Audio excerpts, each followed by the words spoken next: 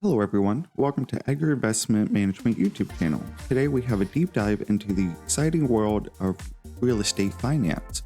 If you ever wonder about optimizing your cash out refinance strategy or even visualizing amortization schedules, you're in the right place. But here's the twist, we're not just talking about it, we're going to walk through the entire process using the powerful R programming language. That's right, if you ever heard about R, it's not just for data sciences or just using for stats, it's a fantastic tool for financial analysts too. However, if you know nothing about code, but always been interested in it, well, this video is right for you as well. But before we dive in, let's quickly outline what we're going to be covering today. We have a lot to cover today, from what packages are needed in R to the reason why coding can be even so powerful with the help of loops. But don't worry though, we'll make sure to cover everything in great detail so no one gets lost. So if you want a deep dive coverage over the intriguing results that were created by this code, we are posting another video at the exact same time going over why would someone do this and how would it work from 1926 all the way to 2023. So make sure to click below the video to see the link for that. So with all that covered, let's get right into it. So consider the following situation. You have a mortgage and just like any other bill, it becomes a normal habit of just paying it month by month. However, in the realm of personal finance, a critical choice is looming. Do you continue with the regular practice of making monthly mortgage payments until the total amount is paid off?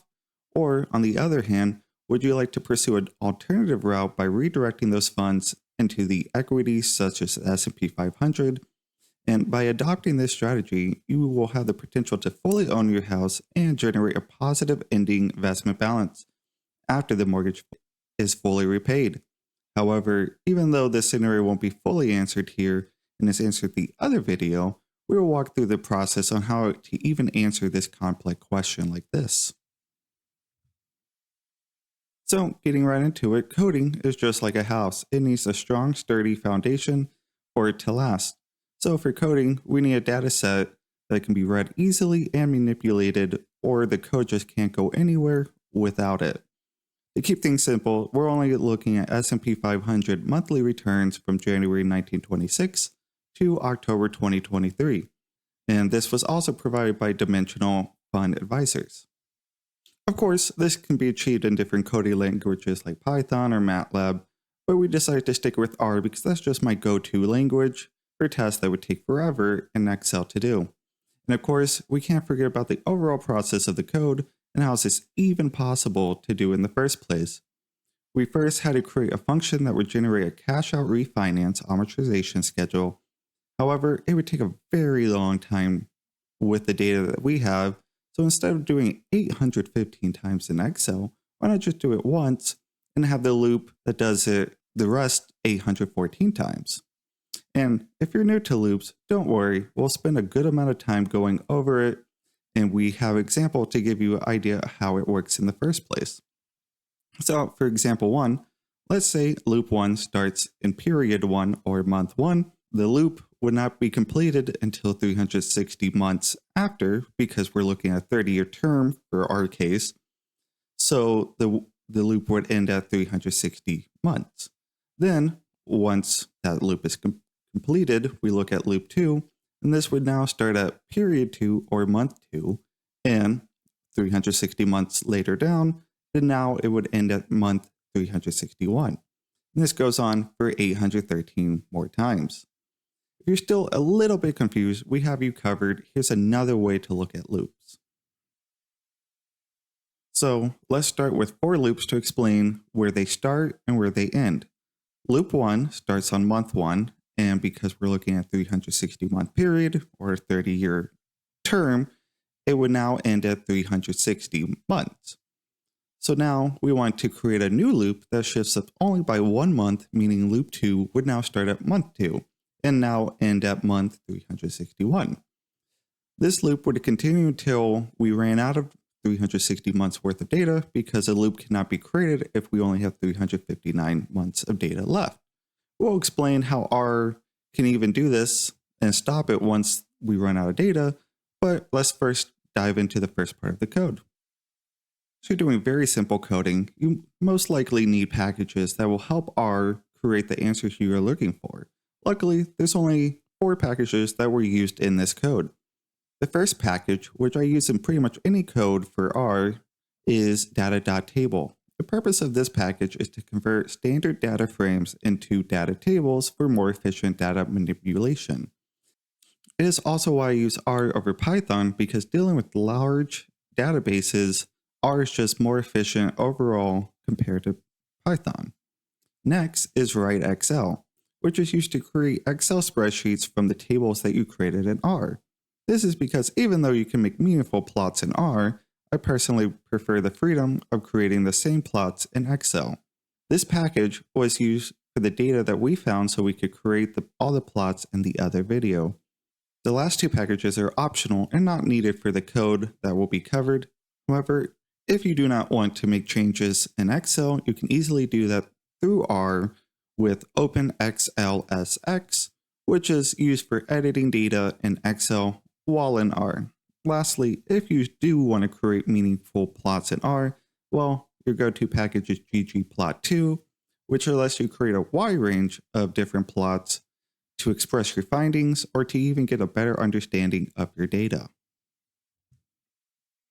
After you have all the necessary packages, it is time to import some data. This will be different for everyone because there are multiple ways to import data into R. However, the way I'm doing it is a little different from the typical way someone else would do it. As you can see in the code, there is a read_excel, read_excel.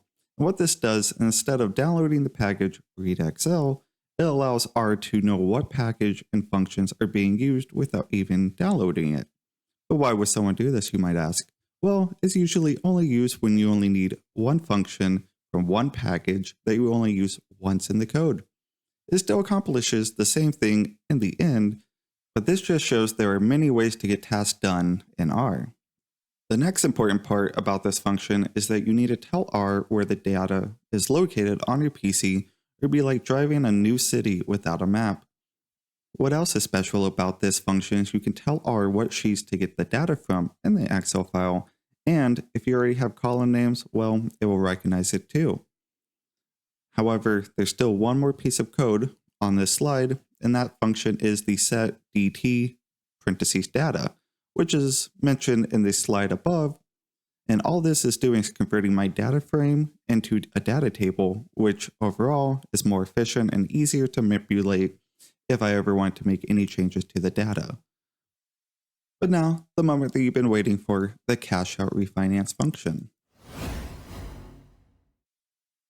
There's a lot to unpack here, but the main purpose of this part of the code is to create my own function, and to do that, we have to create variables that will run when the function is needed.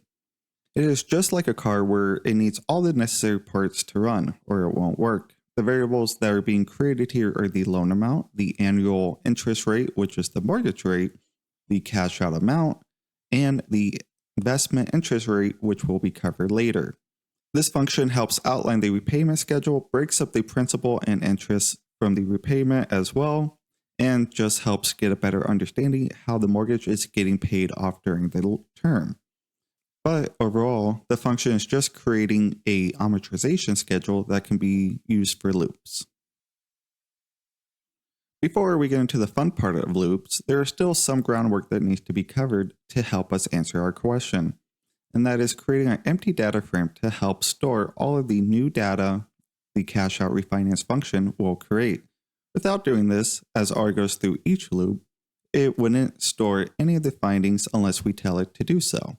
So if we didn't do that, then R would only provide us with the results from the very last loop, which for our case is 815. And it wouldn't make much sense to do so if we're only getting one result from the 815 loops.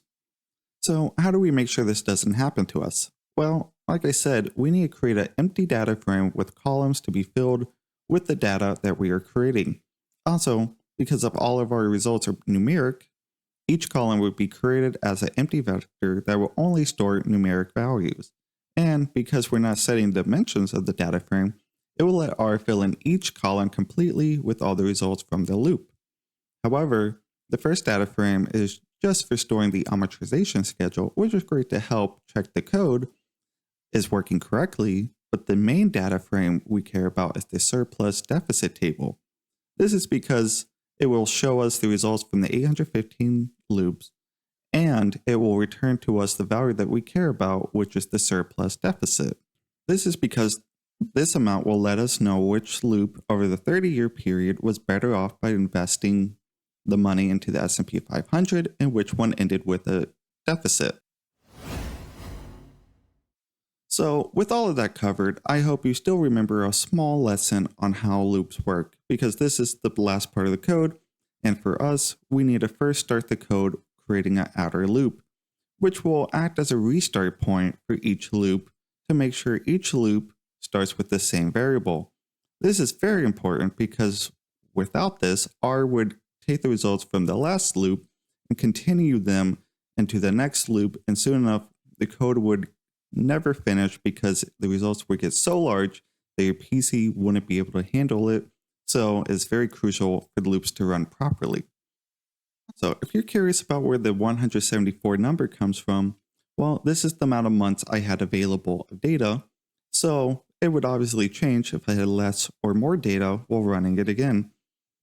And to put in the first check for R to know we only want loops that contain 360 months is why there's the 174 minus the 359, which gives us 815 loops.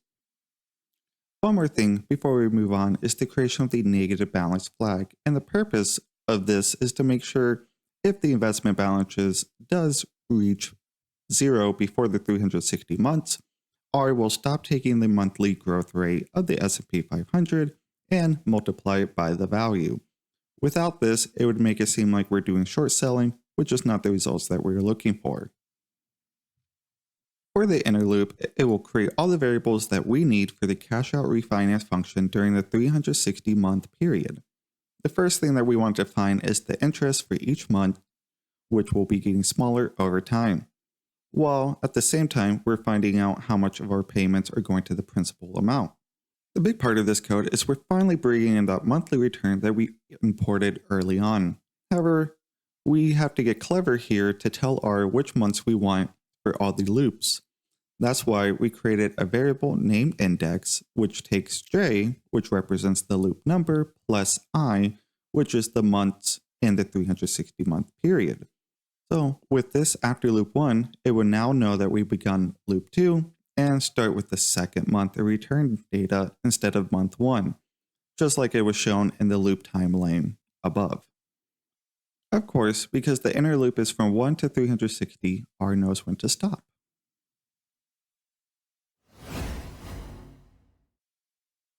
Don't worry, the loop fun hasn't ended yet. If you remember the variable that we created called negative balance flag, well, this is where the magic happens for it.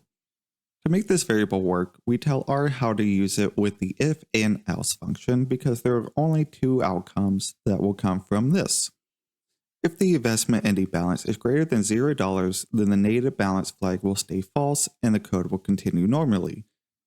However, there were outcomes where the investment ending balance reached $0, so it would now become true, meaning the mortgage holder would need to pay off the rest of the mortgage with other funds.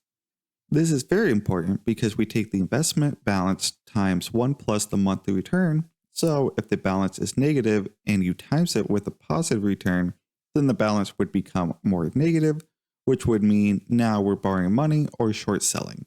However, if you want to see more of how this works out, make sure to see the deeper dive on the other video. There is still more to this code though.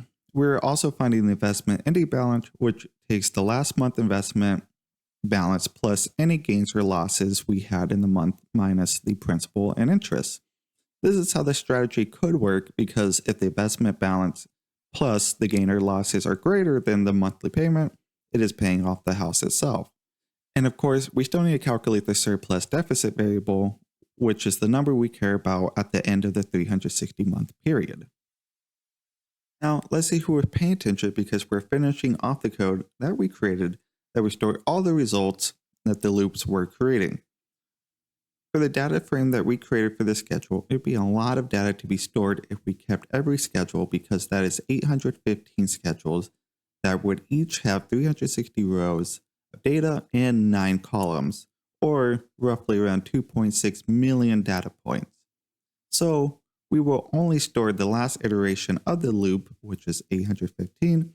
This was also to do some double checking to make sure the code worked by doing this one schedule in Excel with the same data to make sure both came out the same.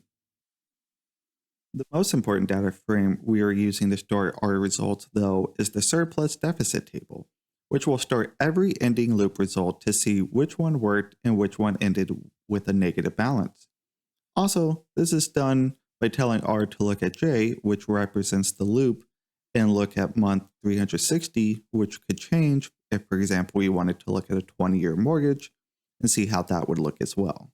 And here is our second check to make sure R knows when to stop when there isn't enough data, which is set by the if J is less than or equal to 815, store the result. But how would you access the results that we are storing? Well, we would do this with the return function, which will return the list of results for the schedule in the surplus deficit table. And with all of that out of the way, you might ask yourself, how would R know the mortgage rate or the cash out amount or the mortgage balance? Well, that's where the next part comes in. This brings us to the key assumption this code makes and what our analysis is based off of. We aim to explore the impact of two distinct mortgage rates while maintaining consistent variables. Mortgage 1 carries a 3.5% interest rate, whereas Mortgage 2 bears a higher rate at 7.5%. Despite having identical principal amount and mortgage term, the varying interest rates results in different monthly payments. This distinction is significant as higher rates could potentially erode the gains of anticipated from the S&P 500. Additionally, several assumptions were considered. Firstly, it was assumed that the entire mortgage amount would be invested to generate positive return. This becomes crucial in the initial month where the full $200,000 is invested in an account dedicated solely to the S&P 500. But of course, monthly payments are still withdrawn from the account and any gains occurred remains within the account throughout the 360-month period. Another key assumption involves the scenario where the investment balance depletes to $0 before the 360-month term. In such a situation, the mortgage holder is still obligated to continue making payments to settle the mortgage. This assumption aligns with the understanding that the account cannot grow unless there's additional funds injected or borrowed, introducing logical inconsistencies and further complicating the analysis. So, with all that covered, let's see how it would look in R. Funny enough, this is the simplest part of the code because you just tell R what the assumption are and R will plug it in.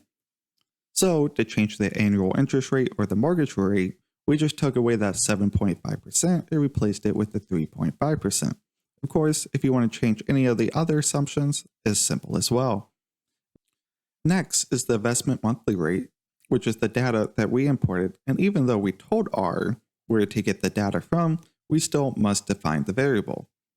But you might ask, shouldn't you put this code above the loop? And the answer is yes, but technically nothing has been run yet, so it doesn't matter the placement if it's before running the last piece of the code, which is the results.